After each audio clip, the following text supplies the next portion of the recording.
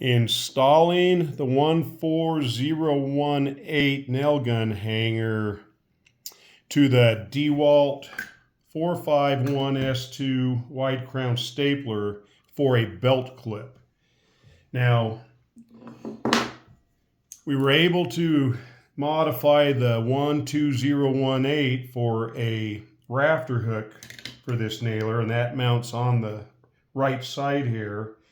As long as we were doing it, a lot of people like the belt clip, so we made a belt clip work on the left side out of this hanger, and it'll be available at toolhangers.com under the custom section. And on this one, you'll just basically take the bolt holding the track to the body, just take the nut and washer off. I'm going to use the original bolt.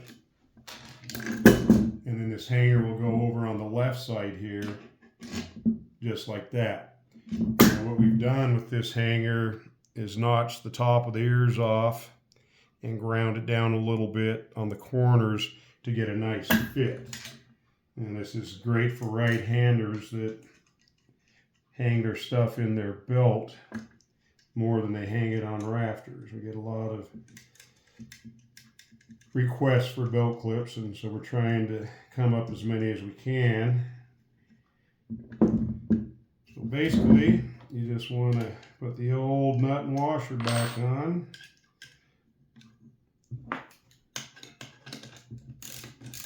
And then we're going to tighten her down tight. Hold her up a little bit. Keep it straight with the track, usually works the best. There you have it. And as you can see, you just reach down, hang it in your nail bags. This thing will fold up out of the way, fold down out of the way. It still doesn't impede with this much, but up is probably better, or just left out.